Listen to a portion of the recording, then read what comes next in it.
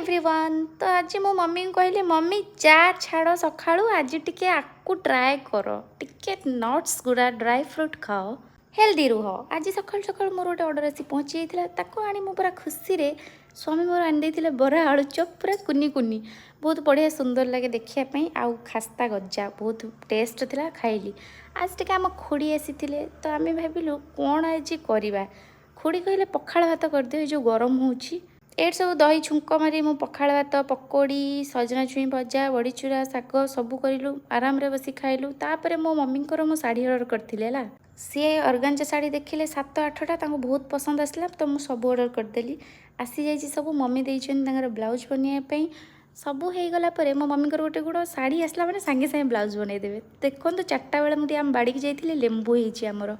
आज रात खाइबार चकुली मटर तरकारी आउ ये हूँ बादाम आउ नड़िया धनिया चटनी आउ डाल फ्राए।